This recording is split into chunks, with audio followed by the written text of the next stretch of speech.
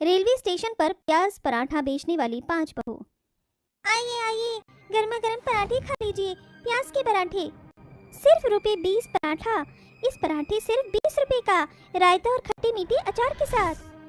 आइए आइए, प्याज के पराठे का स्वाद लीजिए। अजी, प्याज के पराठे की खुशबू तो बहुत अच्छी आ रही है। जरा मेरे लिए एक प्लेट दे दीजिए। ये लीजिए बहन जी, आपके प्याज के पराठे तो खाने में बहुत स्वादिष्ट हैं। वैसे आपको इतनी क्या मजबूरी आ गई?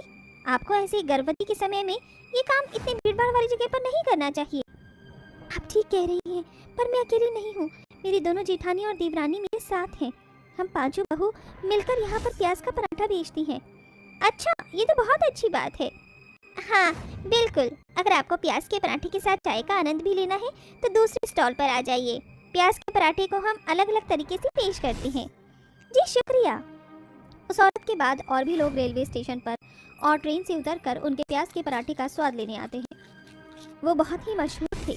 तभी गर्भवती अमृता और शिवानी की तबीयत खराब होने लगती है तो उनकी सास कौशल्या पानी लाकर पिलाती है। मैंने कहा है ना, तुम दोनों को अपना ठीक से ख्याल रखना होगा। कह रही हूँ, यहाँ पर मत आओ, मैं काम कर लूँगी। तुम्हें ऐसे समय में काम नहीं करना चाहिए। तुम दोनों के बच्चे को कुछ हो गया तो। ओह माँ जी, आप ऐसा क्यों सोच रही हैं? हम दोनों बिल्कुल ठीक हैं, बस थोड़ा थकावट सी हो गई थी। 7वां महीना है, ये भी आराम से पार हो जाएगा जब इतना हो गया है तो। हाँ माँ जी, अमृता दीदी बिल्कुल ठीक कह रही हैं। तुम दोनों तो मेरी सुनती नहीं हो। श्वेता बहू, तू बड़ी है, तू ही इन्हें कुछ कहे। माँ जी आप फिक्र मत कीजिए, हम तीनों हैं ना इन दोनों का ख्याल रखने के लिए। वैसे आज की कमाई हो गई है, अगर आपको पैसे चाहिए तो मैं दे देती हूँ। आप राशन लेकर घर रख दीजिए। ठीक है बहू, ये दुख की परिस्थिति कब खत्म होगी? कब मैं अपने 5 बच्चों को देख पाऊंगी? कब मेरे दोनों पोता पोती इस दुनिया में आएंगे और हम ठीक से रह पाएंगे? बस माँ जी, कुछ समय की बात है, 4 महीने बाद सब कुछ ठीक हो जाएगा। 5 बहू की आंखों में आंसू थे। शायद इस वक्त वो बहुत अजीब परिस्थिति से गुजर रहे थे। आखिरकार कौशल्या के 5 बेटे कहाँ थे और ऐसा भी क्या हुआ कि कौशल्या की 5 बहू को रेलवे स्टेशन पर प्याज के पराठे बनाकर अपना जीवन यापन करना पड़ा? पूरी बात क्या है, ये जानने के लिए कहानी में कुछ समय पीछे चलते हैं, जहाँ कौशल्या की 5 बहुएं अपने पतियों के साथ खुशहाल जिंदगी जी रही थीं। आहा बहू कीर्ति, तूने तो बहुत अच्छा खाना बनाया है, जरा और खाना परोस। जी माँ जी। अरे भाभी, जरा मुझे भी खाना दे दीजिए। वैसे आप 5 ने मिलकर आज बहुत स्वादिष्ट खाना बनाया है। अच्छा, हमें ऑफिस के लिए लेट हो रहा है, हम निकलते हैं। ऐसा कहकर 5 भाई ऑफिस के लिए निकल जाते हैं। वो अपने ऑफिस की पार्टी के बाद वीरू नाम का एक लड़का एक जगह पर इलीगल सट्टा लगाया करता था। वो अपने जीतने का गुणगान 5 भाइयों के सामने कर रहा था। सच में वीरू, तूने सट्टा लगाया है?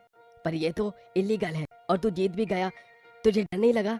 अरे इसमें डरने की क्या बात है, थोड़ा पैसा लगाओ, डबल मुनाफा पाओ, किसी को पता नहीं चलता। डोंट वरी, मैं कब से खेल रहा हूँ। मैं तो कहता हूँ तुम 5 भाई भी अपने पैसे लगा कर खेलो और ऐश करो ऐश। हाँ भैया, मैं तो कह रहा हूँ एक बार हमें ट्राई करना चाहिए। वैसे भी घर जाकर बीवियों की शक्ल ही तो देखनी होती है। हाँ रोहित भैया, राजू की बात से मैं सहमत हूँ। हमें थोड़ा नई चीज़ों को भी अपनाना चाहिए और ये सेफ भी है। हाँ ठीक है।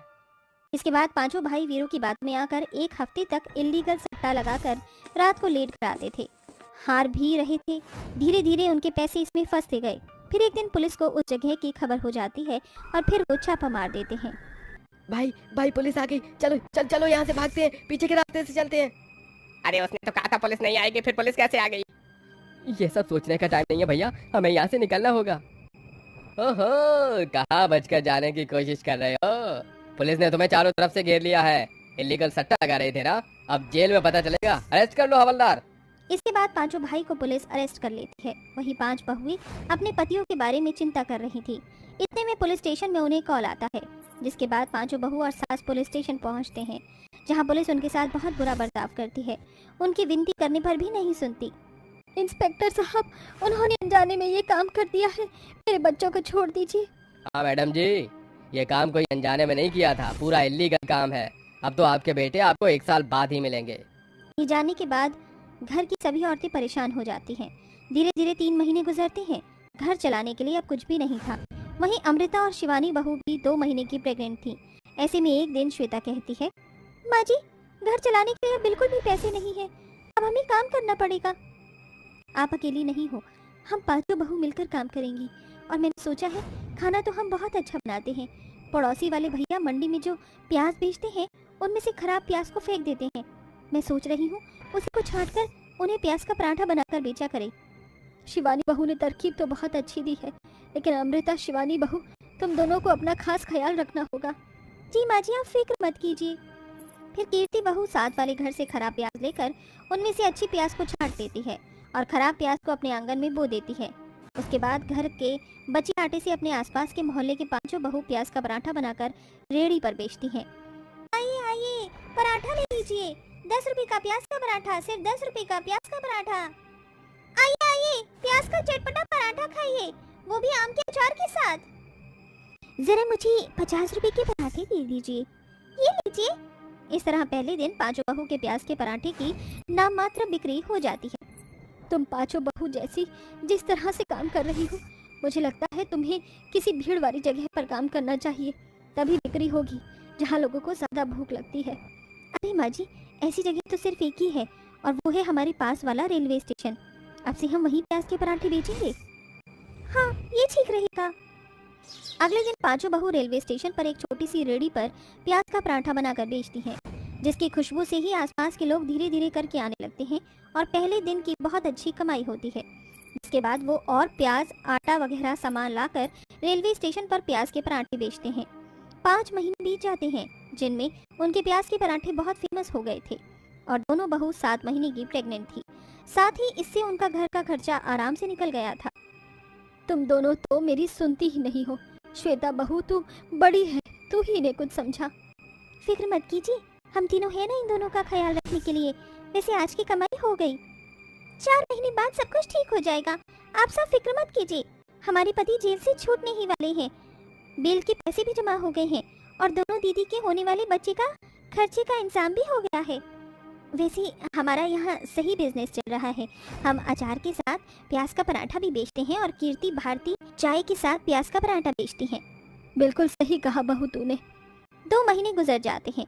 इन 2 महीनों में पांचों बहू प्याज का पराठा बेचकर इतनी तरक्की करती हैं कि अब उनकी एक खुद की स्टॉल थी।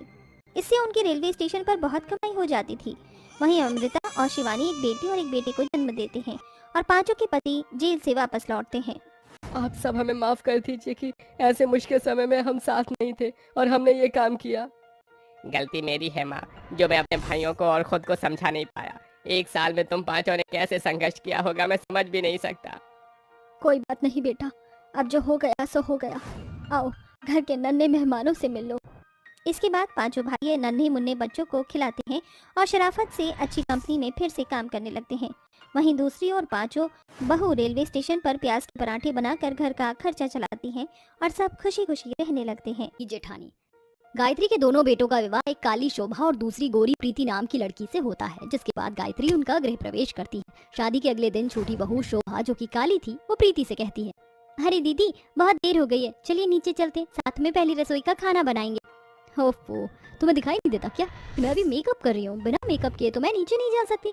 आखिर मुझे अपनी खूबसूरती का भी तो ध्यान रखना है, मेंटेन करके रखना है। तुम खुद तो खाली हो, नहा धोकर सीधा जा रही हो, है ना ही तुम्हें कुछ ब्यूटी सेंस होगी, मनहूस कहीं की, जो मुझे अपनी शक्ल दिखाती। मैं खुद आकर अपना खाना बना लूंगी। ठीक है दीदी, मैं चली जाती हूँ, आप तैयार हो जाइए। अपनी जेठानी की बातों को बिना बुरा माने वो रसोई में जाकर अपनी पहली रसोई का खाना तैयार करती है। उसके रंग से सास भी थोड़ी कम खुश थी, पर क्या करें, बेटे की कुंडली को देखकर उसने फटाफट अपने दोनों बेटों की शादी कर दी। फिर प्रीति भी तैयार होकर रसोई में जाती है तो कहती है, oh god, this place is very hot, I can't cooking. और खाना बनाने से कहीं मेरी खूबसूरती को कुछ हो गया तो मेरा मेकअप खराब हुआ, काली देवरानी की तरह काली हो गई तो माँ जी आप आ गई, मैं खाना नहीं बना सकती, आई एम सॉरी। कोई बात नहीं बहू, तू खाना मत बना, कहीं तेरी रसमलाई जैसी शक्ल छोटी बहू के काले गुलाब जामुन सी हो गई तो रहने दे, अब से यही खाना बनाएगी हमेशा, सुन रही है ना तू? जी माँ जी, खाना तैयार हो गया, आप सब डाइनिंग टेबल पर बैठ जाइए। कुछ देर बाद सब लोग खाना खाते हैं। वक्त गुजरता है, काली बहू घर की सारी जिम्मेदारी अकेले संभालती है और गायत्री अपनी गोरी बहू को कोई भी काम करने नहीं देती। वो एसी में हमेशा सोफे या बेड पर पसरी हुई रहती थी।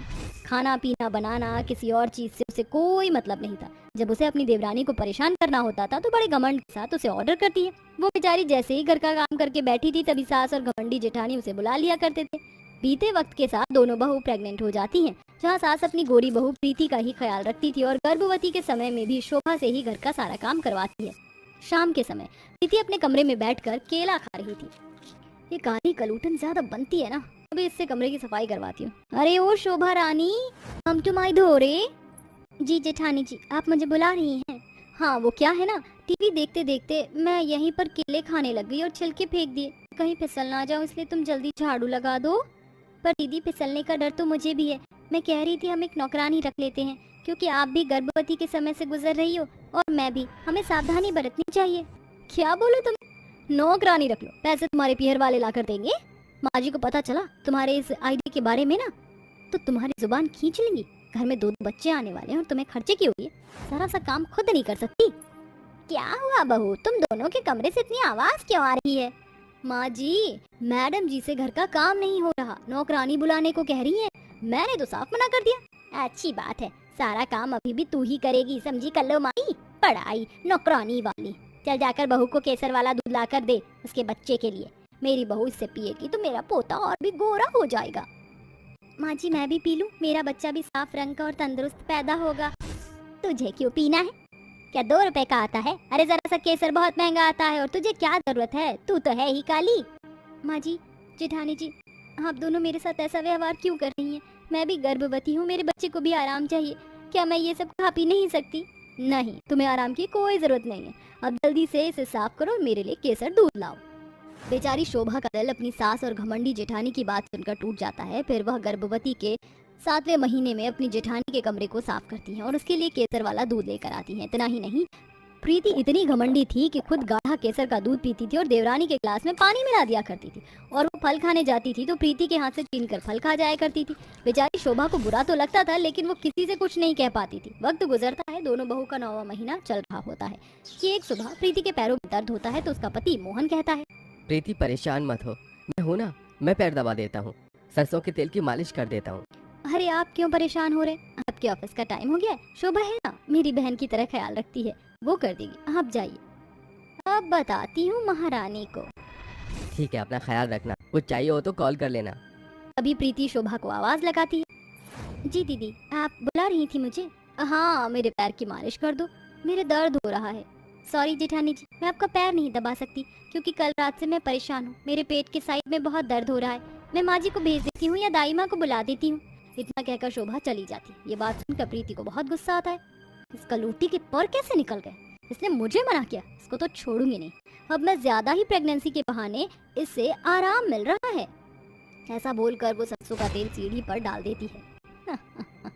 अब उस महारानी को मुझे ना करने का अंजाम पता चलेगा जब यहाँ से गिर पड़ेगी। ऊपर गई है माँ जी के पास, आती ही होगी। कुछ देर बाद शोभा वहाँ से जाती है कि बिना तेल वाली सीढ़ी पर पैर रख के वापस आती है। प्रीति इस बात को भूल जाती है और वो खुद ही उस सीढ़ी पर पैर रख देती है। जेठानी जी, आपको कुछ नहीं होगा। अपनी जेठानी को इस हाल में देखकर शोभा उसे बचाने जाती है तो खुद भी उसके साथ सीढ़ी से गिर जाती है, जिससे दोनों के पेट में बहुत दर्द होता है और दोनों के पति और गायत्री फौरन उन्हें हॉस्पिटल लेकर पहुंचते हैं। शोभा का बच्चा नॉर्मल डिलीवरी के साथ हो जाता है, लेकिन अभी भी ऑपरेशन थिएटर में प्रीति अपने बच्चे के लिए संघर्ष कर रही थी। तभी चिंता में शोभा अपने पति से कहती है, अरुण जी, जेठानी जी और उनका बच्चा ठीक तो है ना? और हमारा बच्चा तो ठीक है, लेकिन भाभी की डिलीवरी अभी तक नहीं हुई है, वो बहुत तकलीफ में है। अगर उन्होंने कोशिश छोड़ दी तो बच्चे को कुछ भी हो सकता है। मुझे जेठानी जी के पास जाना होगा, वो ऐसे हिम्मत नहीं हार सकती। आप डॉक्टर से बोलें कि मुझे वहाँ जाने की permission they, please Arun ji. ठीक है। तभी अरुण डॉक्टर से बात करता है। फिर परमिशन के बाद शोभा अपनी जेठानी के ऑपरेशन थिएटर में जाती है, जहाँ वह जेठानी का हाथ पकड़ती है। जेठानी जी, आपको और आपके बच्चे को कुछ नहीं होगा, हिम्मत रखिए और अच्छा सोचिए। मैं जेठ जी, माँ जी, हम सब आपके साथ हैं, आपको कुछ नहीं होगा। मुझे माफ कर दो शोभा, मैंने तुम्हारे साथ गलत किया। तुम्हें गिराने के लिए मैंने ये किया था और हम दोनों ही गिर गए और मेरी वजह से मेरा बच्चा जूझ रहा है। तुम कुछ नहीं होने दोगी ना मेरे बच्चे को? अरे जेठानी जी, इन सब बातों को भूल जाइए, अच्छा सोचिए, हिम्मत रखिए, आपका बेबी इस दुनिया में सेफली हो जाएगा। मिसेस शोभा, आप बहुत अच्छा कर रही हैं, ऐसे ही उन्हें हिम्मत देते रखिए, उनके बच्चे को कुछ नहीं होगा। शोभा अपनी जेठानी का हाथ पकड़कर उसे हौसला देती है। इतने में प्रीति भी अपने बच्चे को इस दुनिया में ले आती है, जिसके बाद वो अपने बेबी को देखकर बहुत खुश होती है। बेहोश होने के कुछ देर बाद आंखों में आंसू लिए प्रीति कहती है, शोभा, अगर आज तुम मेरे साथ नहीं होती तो आज मेरा बेबी भी नहीं होता। मैंने तुम्हारे साथ जो किया उसके लिए मुझे माफ कर दो, और तुमने जो मेरे साथ अच्छा किया है उसके लिए दिल से शुक्रिया अदा। दीदी आप तो मेरी बड़ी बहन जैसी हो, आपकी मदद करना मेरा फर्ज था। छोटी बहू मुझे माफ कर दे, मैंने तेरे काले रंग को देखकर बहुत कुछ बोला, तुझे ताने दिए, लेकिन अब मैं सुधर गई हूँ। अब हम सब साथ रहेंगे। हाँ माँ जी। इस तरह घमंडी जेठानी का घमंड टूट जाता है और सास जेठानी शोभा को अपनाकर अपने बच्चों के साथ खुशी खुशी रहते हैं।